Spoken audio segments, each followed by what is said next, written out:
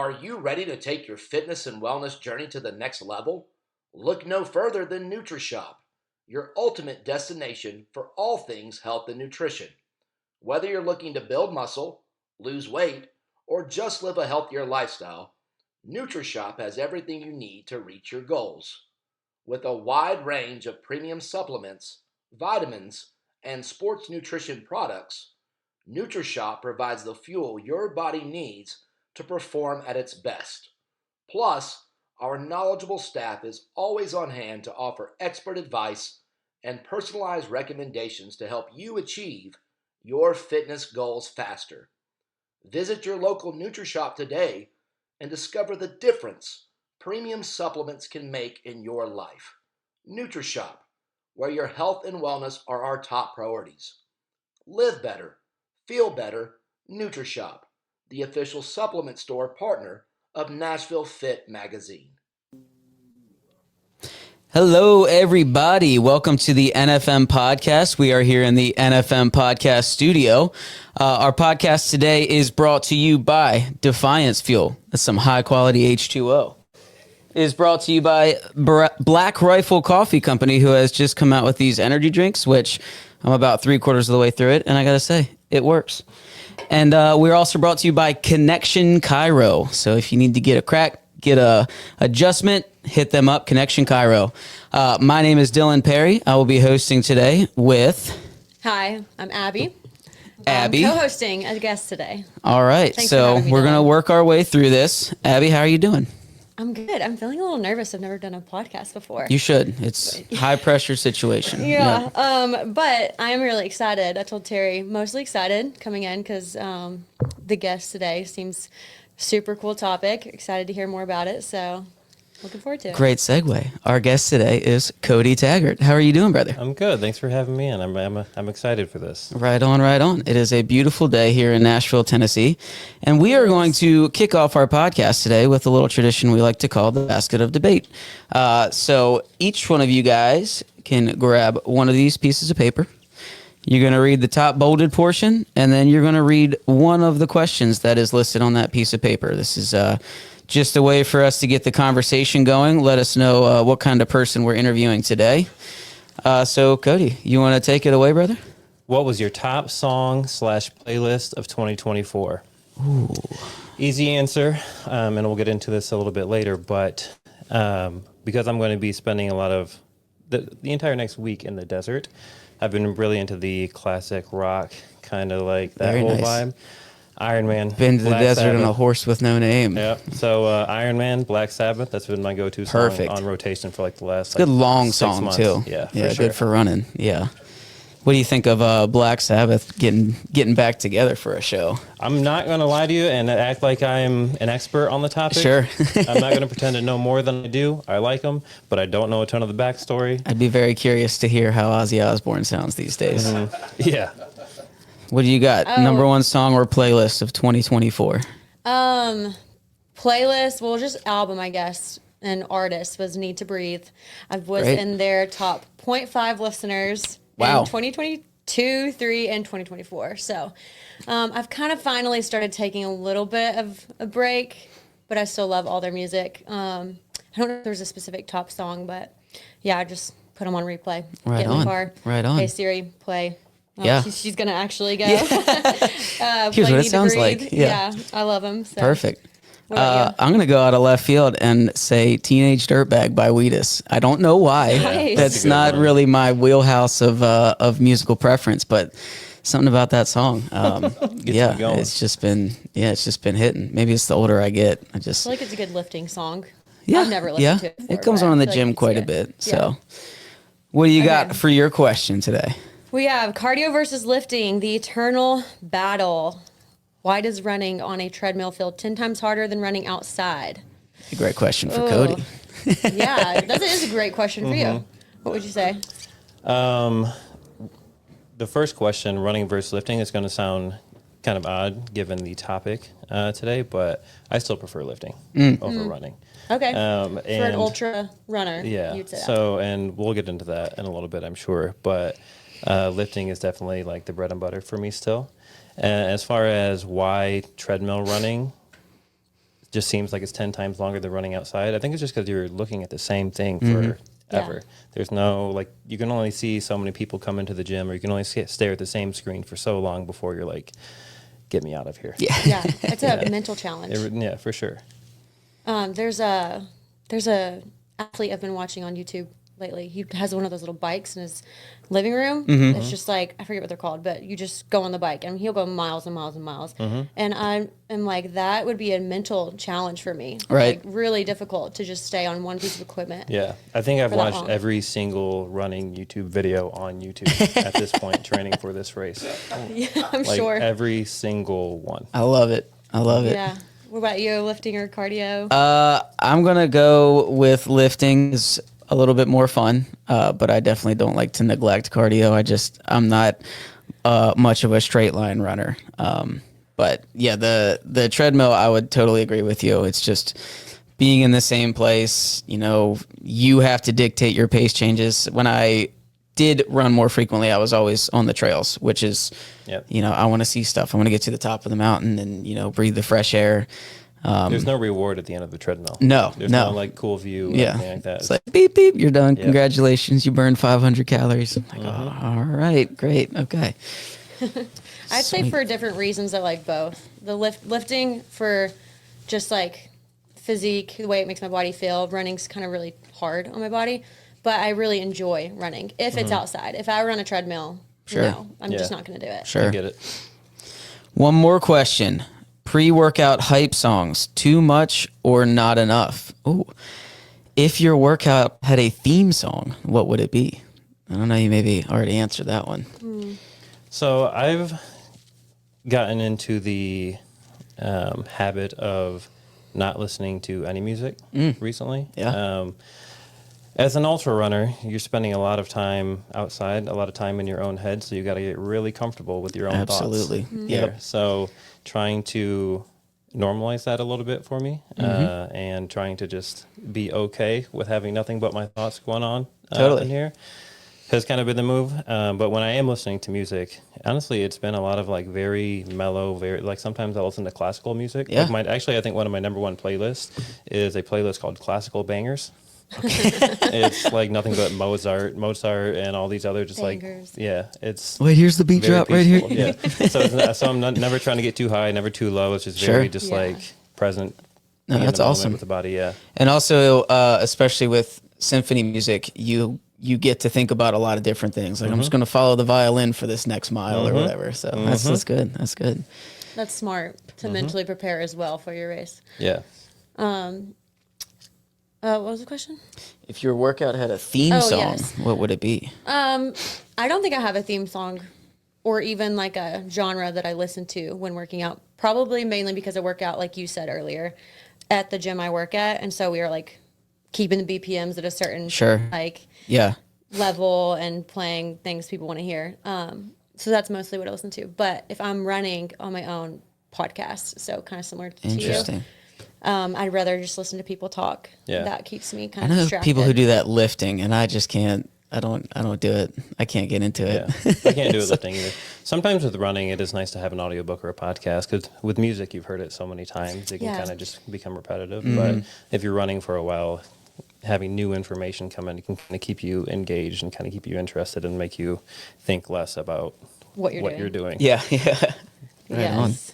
Yeah. I actually ran a half marathon on Saturday, the St. Patrick's Oh, nice. Public St. Patrick's Day. half. Right on. Congrats. Thank you. Well, it was storming, I was gonna say, did you get to finish it? lightning, Or? and Yeah. thunder. Like one of the worst storms ever. I mean, maybe not, but I mean, there I were was in the middle of it. tornado warning. Like, yeah, it was pretty Yeah, gnarly. it felt bad because I was in the middle of it. But they actually canceled it like 6 miles in, and a bunch of people just kept going. I started crying because I was so disappointed, and my husband was like, "Just go, people are going." And I was like, "Oh, okay," and I just kept running. And I They finished. still have the course mapped yeah, out. Yeah. I finished at 13.1, but I was Perfect. kind of by myself at that point, and it was just like running us little in circles because the trails were all like Yeah. away from everybody else. You were Yeah. in that one.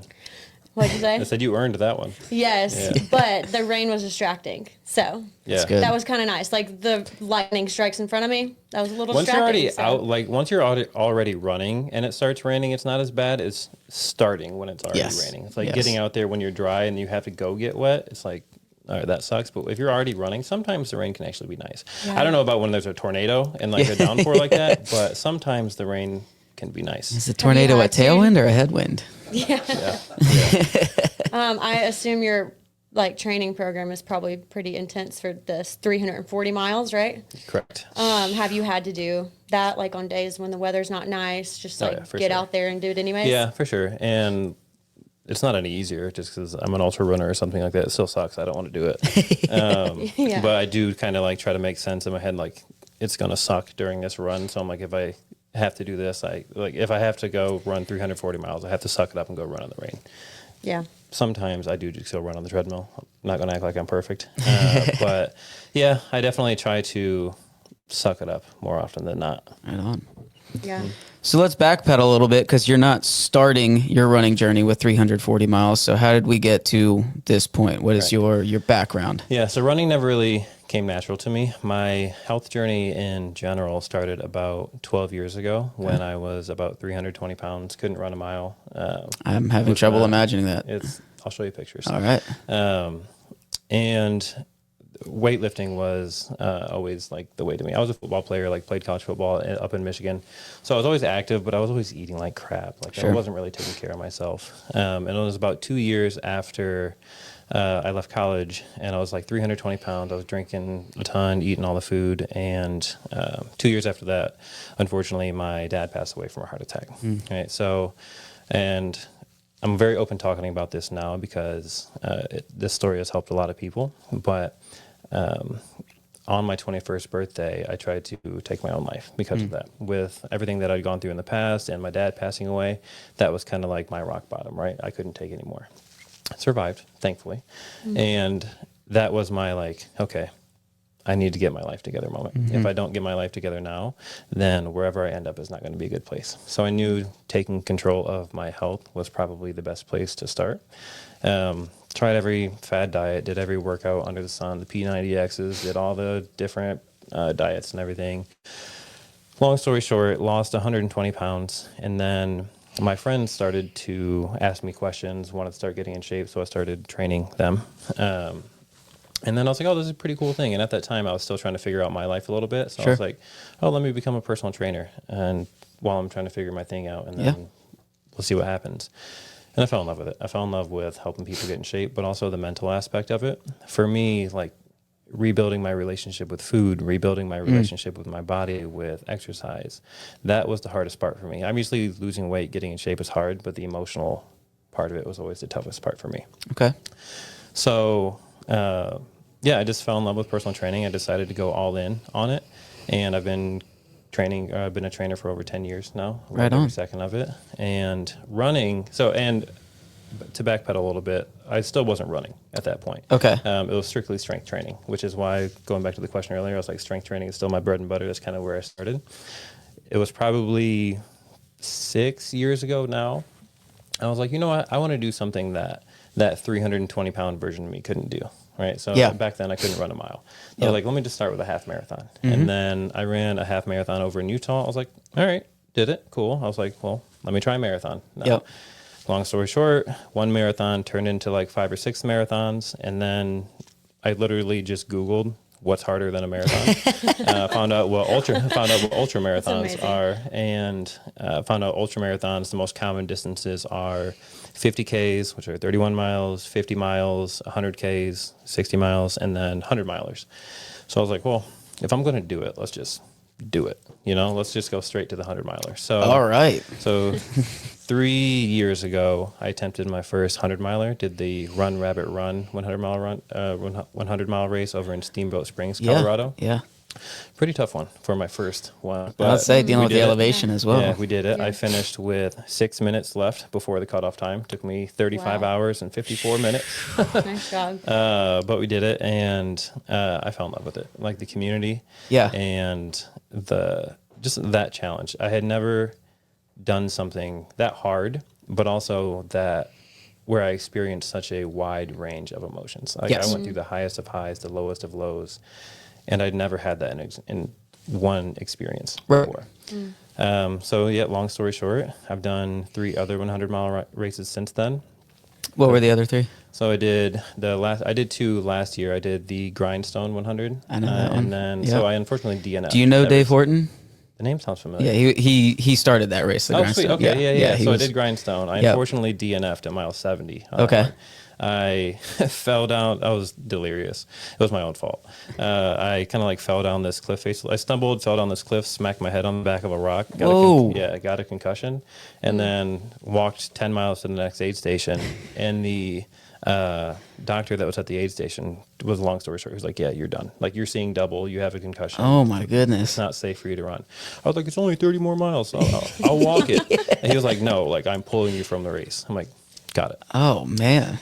So because I felt so good during that race, I was frustrated. Yes. Like the athlete or the competitor in me was a little frustrated. So while it was probably an hour later, I got home, I was laying on the couch, still concussed. I started Googling 100-mile races within the next month because I'm like, I'm already trained for it. I might as well look for the next one. And then I did the No Business 100-mile race over like 2 hours here from here in Jamestown. Okay. Like the very next month, completed it. And then right after completing that, I got the invite for the Speed Project, which is what we're talking about here. And Sweet. been training for that for the last 3-4 months now. Right on. Yeah. Right Only on. 3-4 months. Well, I mean, technically, You were I've been conditioned training for like 8 or 9 months because I was training for those 100-milers for Okay. like 4 or 5 months leading up to that. And then did those and then went straight into training for this. And we can talk about it too, but like training for the 100-milers and training for this race honestly hasn't looked that different. Okay. So Tell us Kinda- about your program. Yeah. it's running a lot. Did you create your program? as you can imagine. Did you make it, or are you going off someone else's? I bought one running program. I bought one 100-mile training program 3 years ago, and I've kind of just been adjusting that same program myself ever since, kind of like tinkering with it, with what works best for me, my schedule, my body, all that fun stuff. So at this point, I've adjusted it so much that, it kind of is my own program, but it started off being like just a program I bought offline. But as far as the training program goes, it's very similar to strength training, right? It's progressive overload, right? So you gradually increase your mileage over a long period of time. That's all it is. So my highest mileage week was 2 weeks ago. I was up to like 110 miles that week, but before that it was 100, and before that it was 90, it was 80. Kind of just gradually working my way up. And it was very similar with the 100-mile training because one of the cool things about ultra marathons is because it's still a pretty new sport, and especially getting into like the 300-mile distance. Yeah. Nobody really knows what the right way to go about it. Right. Everyone's still kind of figuring it out right now. Everybody has their own strategies, their little tips, tricks, whatever. Yep. So with the 100-mile race, it's popular enough to where we have a general idea of how to train for it. Sure. But with a 300-mile race, it's interesting because, yes, it's obviously a longer distance, so you might want to train a little bit more, but you can only train so much before your body starts to break down. Right. So it's not, one, I don't have the time to go out and run 200 miles a week or something like that, but also my body's going to break down if I try to run that much too. So it's been interesting trying to find the balance of running a little bit more than I do during my 100-mile training, but also not running so much to where my body breaks down and I'm not even going to show up healthy to the start line. Right. Are you still incorporating strength training with your program? For sure. Yeah. It's hard. It's like, and honestly, it's been a really tough thing.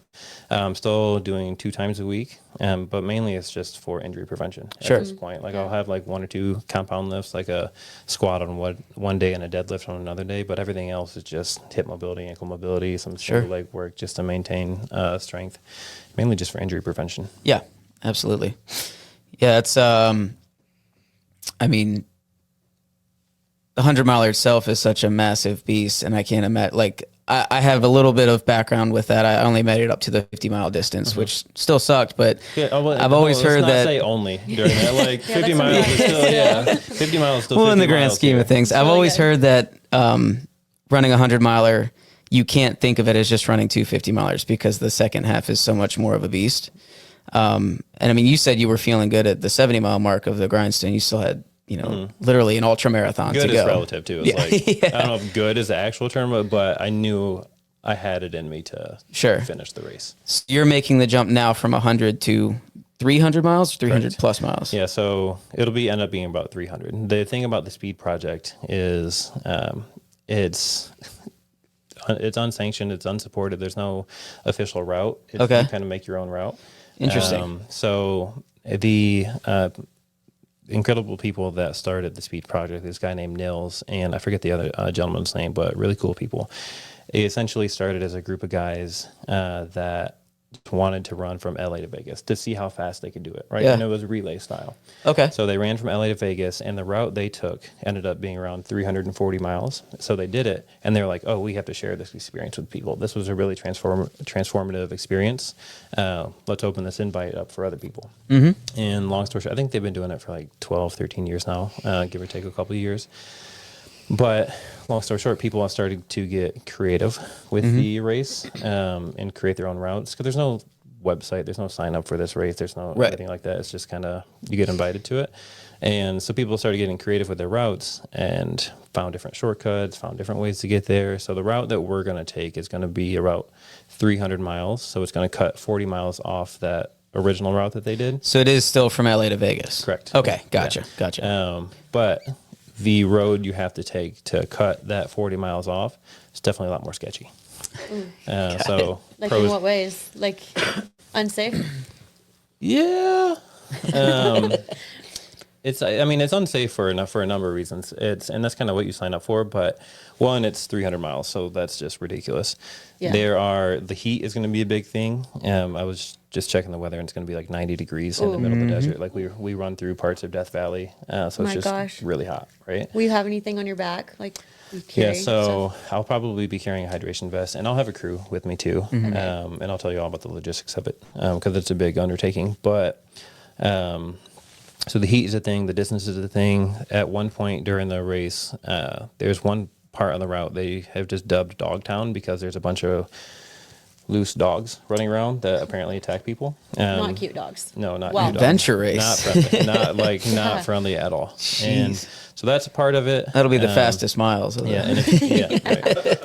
And then the road that I'm talking about is this road called Powerline Road, and it's just out in the middle of the desert. It's not well maintained, right? There are like huge craters in this road. There's like big drop-offs, big cliffs, and everything like that, because nobody actually takes this road. Right. So that's why we have a Jeep. So we're gonna do. That's kind of like our 4-wheel drive vehicle that you got to take on that. So pros and cons, and it's like sand too, so it's like really hard to run in it. So pros and cons. Pros, it takes 40 miles off. Cons, it sucks. Yeah. But cons still 300 You'll miles. make a better story. I mean, I don't want to say better, because it's going to be a great story either way, but I'm sure you'll have some stories to tell about dogs and craters. Sure.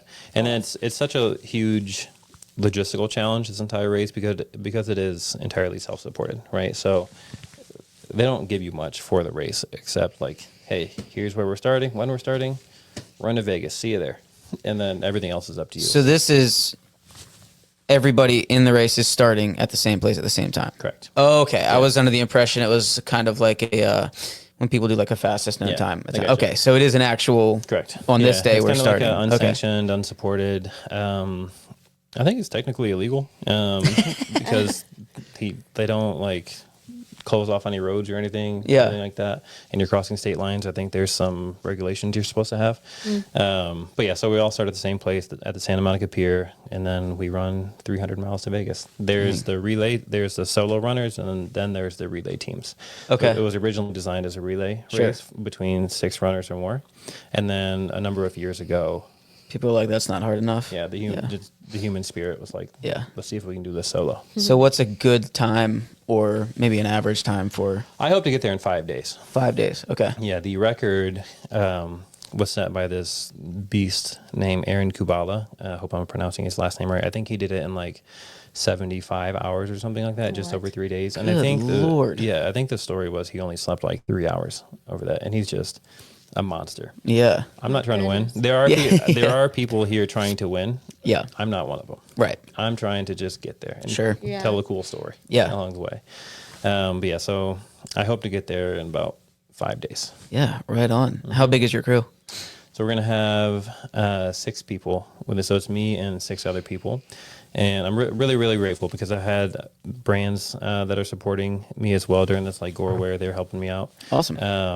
But yeah, I'm going to have 6 people with me. We're going to have an RV and a Jeep. So RVs, just so everyone has a place to sleep over the next 5 days, and the Jeep for the off-road portion of it.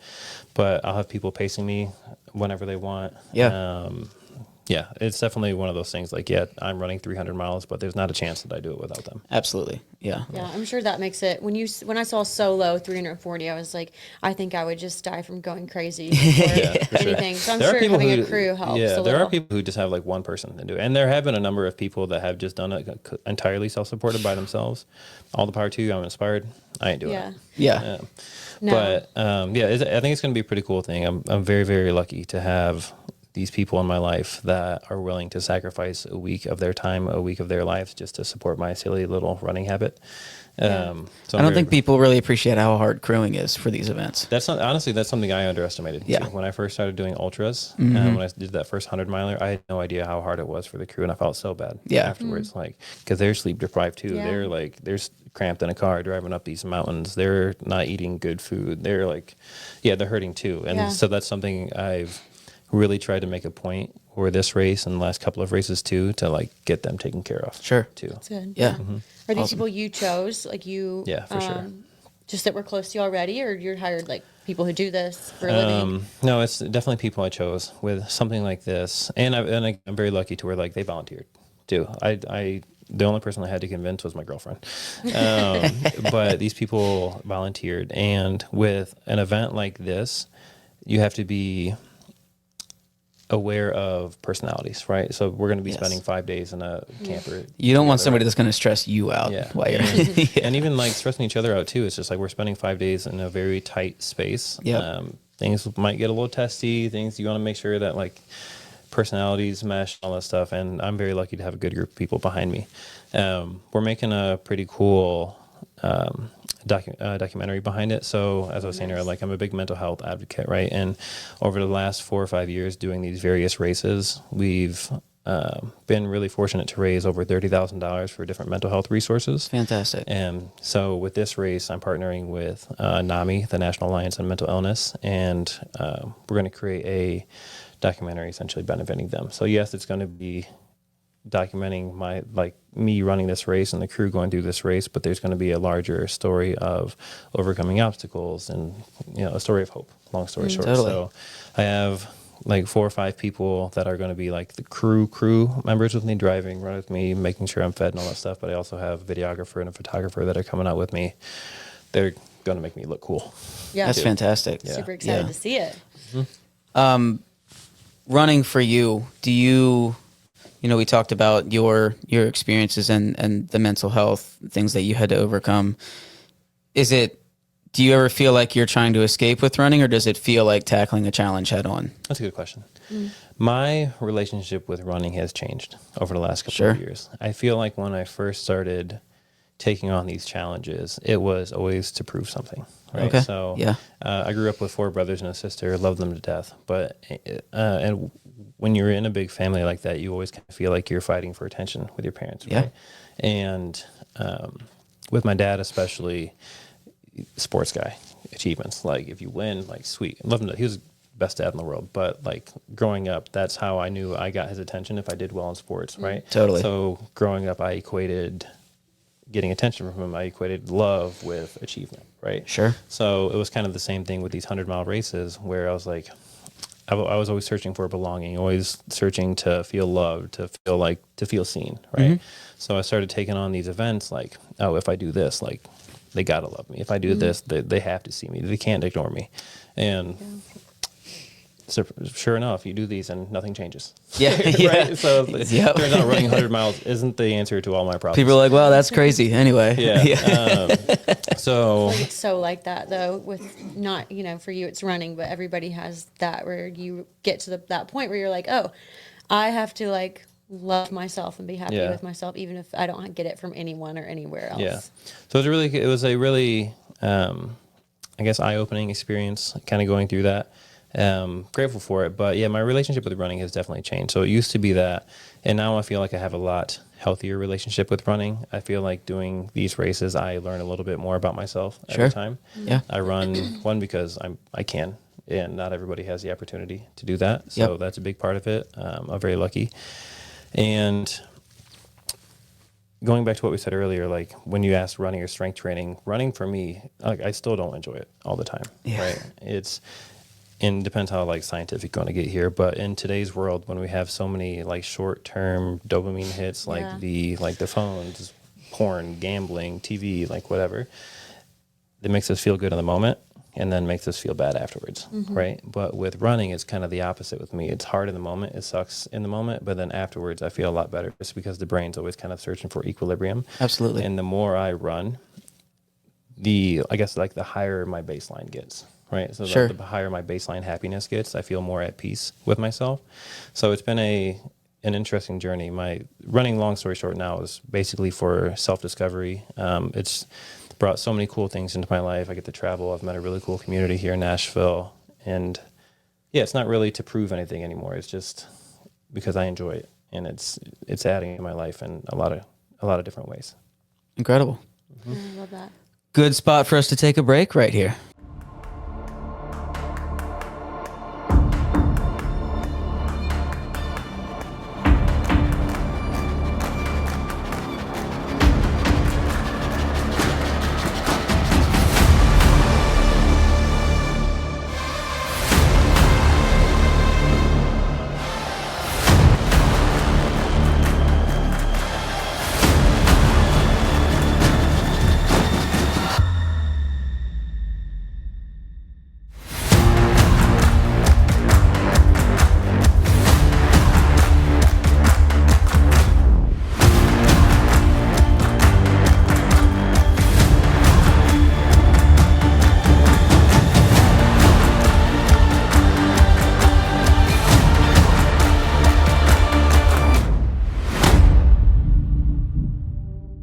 Everybody, we're back. I just had to take a minute there to call the Speed Project and ask them why not start in Vegas and run to the ocean? Why make me run further into the desert? And they said it's because it's harder.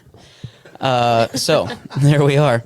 Tell me about training for such a long distance race in Nashville, where you don't have access to trails, you don't have access to the mountains a ton, because that's always been a big thing for me. I've always had the 100-miler on my radar, but I'm like, I'm not going to train for it in Nashville. I need some trails. Yeah. So you are part of the it's a running exchange? Yeah. Okay. The exchange. So, the exchange. Okay. So tell me a little bit about what it's like training here in Nashville for something across the country in a totally different atmosphere. I think I've run on every single street in Nashville at this point.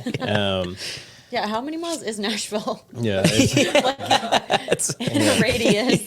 I've run all of them. I've Not run as every many as street you need. here. Yep. Yeah. But yeah, that is a challenge for sure, especially when you're trying to get elevation in there. Whenever I'm trying to get a lot of trail or a lot of elevation, I'll spend like 5-6 hours over at Percy Warner and the red, white, and blue trails. Oh yeah. So whenever I'm doing any trail running or like anything like that, that's usually where I go. With this next race right here, because Nashville is pretty hilly in general, I still get a decent amount of elevation when I'm just going out for my long runs. But yeah, the exchange has been huge. I can't say enough kind things about them and how I've been breaking up my long runs. For example, like a typical long run for me on the weekends before I was tapering was like 30, 35 miles. Sure. Right. So how I would break it up is I would do like 10, 15 miles on my own, start around 6 a.m. And the exchange is doing a program right now where they're training for the rock and roll half and rock and roll marathon. So they do their long runs on Saturday mornings as well, starting at like 8 a.m. Yeah. So I'll do my like 10, 15 miles beforehand. I'll go meet up with them. I'll do like whatever their run is for the day. I'll do the 10, 15, 20 miles with them. And then usually I have like another 5 or 10 to finish up. Yeah. So that's been nice on the long runs, but also the community there has been great too. Just like the kindest people, and they've been really supportive of this journey. But yeah, as far as like training goes, it's just I've run every street in Nashville, and whenever I'm trying to get elevation, I spend a lot of time at Percy Warner over there on the red, white, and blue trails. What part of town do you live in? Not too far from here, Berry Hill. Oh, okay. Yeah, so I usually start here, run to the exchange, run with them, run back, it works out pretty well. That's great. Yeah, it's been cool to see the influx of like the run club culture and making it more of a social community thing, because I feel like for a lot of people, running is that individual, a lot of time to think for yourself, challenging yourself. So it's been cool to see how it's really kind of exploded. I mean, it's like you hear about it all the time. I know like high rocks competitions have made much more of a dent or an impact in the way people view running. So that's really awesome to see that you're taking that not only to be a part of the community, but addressing like, hey, I have my own individual mileage needs here. And I think people are just, it's a very human need to want a sense of belonging. Sure. Right. Sure. And I think whether that's high rocks, whether that's running, whether that's just a gym, finding somewhere where you can be yourself and find like unconditional love. Like it's not based upon you running a certain pace or running a certain distance. Like you don't have to earn it, right? Yes. It's just you showing up and being welcomed with open arms. That's what people are looking for. Yeah. And I've been very lucky to find that here in Nashville, especially with the exchange, but just with the running community in general. Yeah.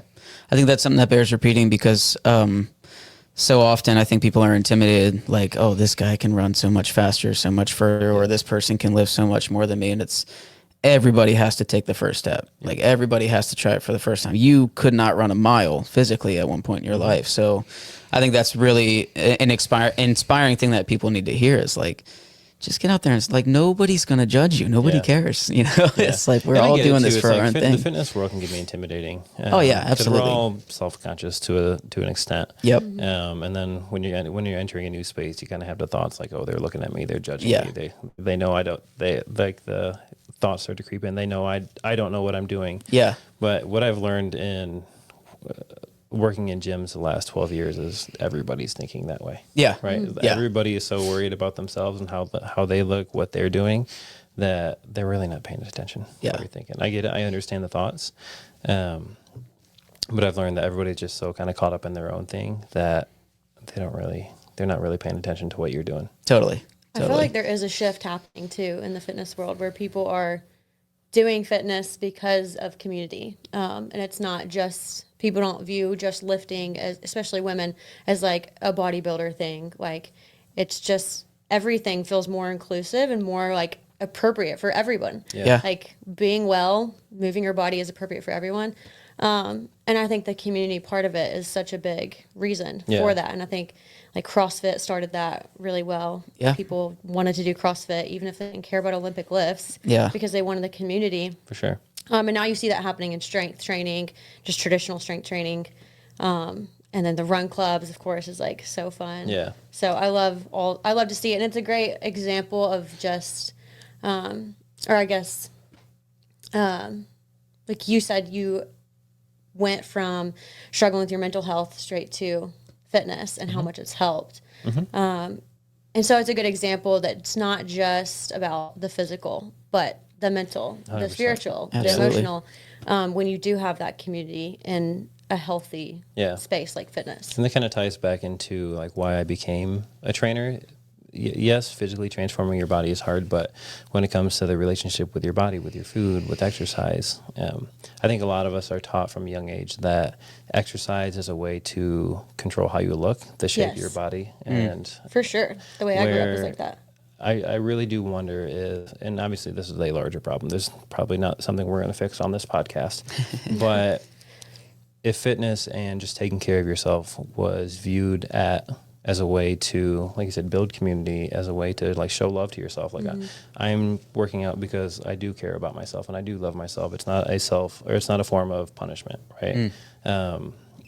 I wonder just how different things would look and if people's relationship with their body and food would be different. So it is a really cool thing, like you said, to see a shift happening in the fitness industry, and I hope that continues over the next couple of years. Yeah, absolutely. And a lot of the older generation when I grew up, like being in the gym and doing things like running, it was more just so like if it's your hobby, if it's just like what you like to do, it wasn't seen as something that's needed and really valuable for everybody.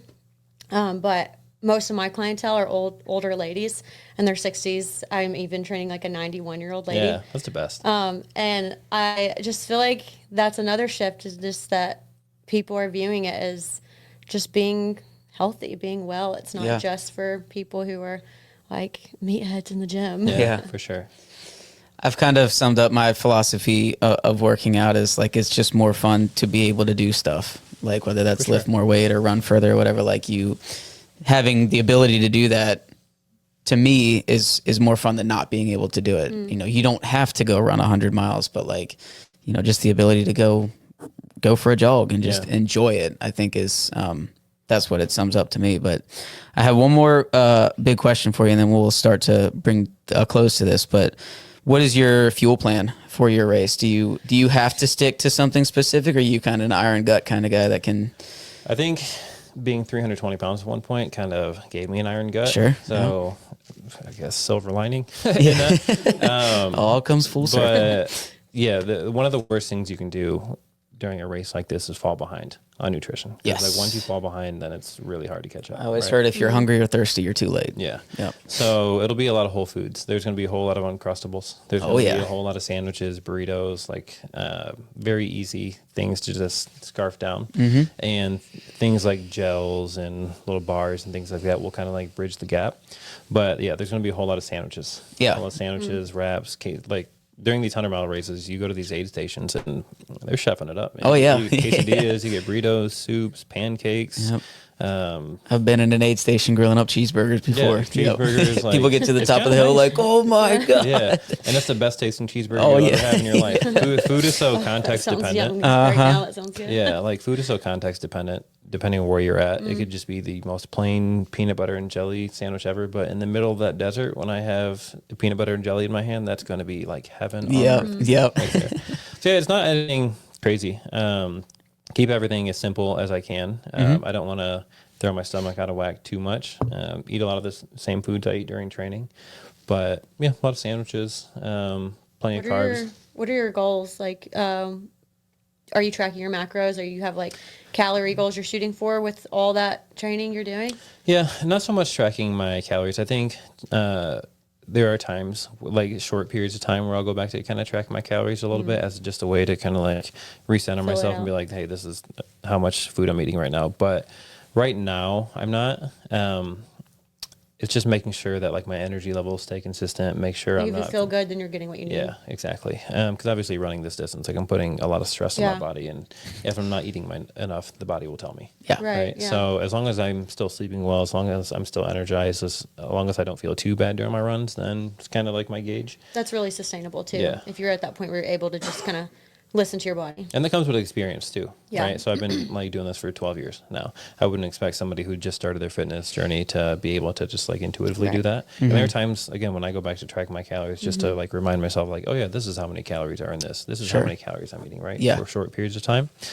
But during the race specifically, I will try to make sure to have at least some sort of fuel, probably at least every like 30, 45 minutes. Right? So probably every hour or two, I'll have something a little bit more solid, like a sandwich, a wrap, a quesadilla, something like that. But every 30 minutes or so, I'll at least supplement it with some sort of gel. Will you eat while you're running, yeah. or will you stop? I'll eat gels. Will you stop at any point? Yeah, I'll stop. I'll stop a lot. Okay. I'm gonna stop a lot during that. Do you have to stop 300 miles? Yeah, I feel like you do. I But mean, the plan is to run. It even sounds crazy saying it, but run like 70 to 80 miles a day, sleep 4 hours a night, and then just rinse and repeat until I get to Vegas. oh yeah, you have to sleep. It's Yeah. 5 days. Yeah. So things will go wrong and that plan will change. But plan is to run until about midnight each night, sleep 4 hours, get up at 4, and then just run until midnight again. And how we have it kind of broken up is every 6 miles, I will kind of regroup with the crew, like refuel, change anything that needs to be changed, do whatever needs to be done, and then, yeah, go from there. Rinse and repeat.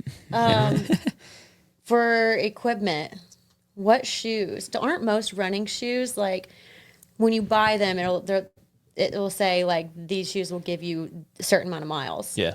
Isn't that like you're basically doing the miles that gonna have a couple anyone would different buy a shoes. pair of Yeah. running shoes like in 5 days? Yeah. What shoes are you gonna wear? Yeah, usually most running shoes, you can, everyone is different. It depends on the shoe, depends on the runner, how hard you're going at them and stuff. But you can usually get like 300, 400 miles out of like most shoes today. Okay. So I'll have 2 or 3 different running or road shoes that I'm going to bring, and then I'm going to have at least 1 pair of trail shoes too. Like 200-ish miles of the race is road, and then about 100 of it is trail. So yeah, and it'll be max cushion shoe for sure. Yes. I'm going to be on my feet for a while, so I'm going to need to be comfortable here. Absolutely. So yeah, it'll be, I don't know if we want to talk about brands, but I'll have a pair of on Cloud Surfer 2s, and then Hoka has been kind enough to send me a pair. Great. Nice. Yeah, and then it'll be a pair of on trail shoes as well. Yeah, Fantastic. That's awesome. All right. You want to go ahead and hit us with how can we follow this? How can, social media? And you said you are fundraising with this? Yeah, so Okay. Fundraising for all the costs that come with this, and again for the RV, for the to pay the videographers, for the everything, because we're supplying everything ourselves. And we have a GoFundMe for that up, but also anything that we don't use is just getting sent directly to NAMI, Great. National Alliance for Mental Illness. And then during the race, we'll actually be running like an actual fundraiser for NAMI too. But yeah, everything's going to be on my Instagram. It's just Train with Cody, all one word on there. We'll be doing live updates on there, my progress. We'll be sharing like NAMI's links and everything. Yeah, and then a couple months later, we'll have a big documentary showcasing the What's entire the thing. start date for the race? I'm not allowed to tell you. Oh, Yeah. super So that is- secret. that's they hit hard on that because this race is technically illegal. Totally. Yes. Yes. I'm not supposed to tell anybody the start date there. Noted. But We'll soon. know when it starts. Yeah. Wink, I wink, mean, nudge, nudge. It's pretty much going to be like, here I am at the start line. Yeah. Yeah. Here we go. Undisclosed Yeah. location. Yeah. Yep. I'm excited to follow That's along. fantastic, man. Anything you want to leave our listeners with? Any last? No, just know change is possible. Where you're at right now doesn't necessarily determine where you're going to go. It just determines where you're starting. So just start. You'll figure it out along the way. Sometimes it's not always about having it all figured out. It's about trusting yourself enough to figure it out along the way. Beautiful. Good. That's what my therapist told me. There you go. There you go. Well, thank you so much for being here, brother. Truly fascinating story, and I'm excited to follow along with this massive undertaking that you're going. Good luck at undisclosed date and location. Guys, once again, we are brought to you by Defiance Fuel, Black Rifle Coffee, and Kinnection Chiro. Make sure you follow Cody here on Instagram, Train with Cody. Correct. And just keep an eye out for that quick story that says he's starting, because it's going to be quite a journey from there. You'll have a couple days to check in and catch up with him. So, Abby, thank you for hosting with us today. Of course. Thanks for having me. And y'all take care. NFM out.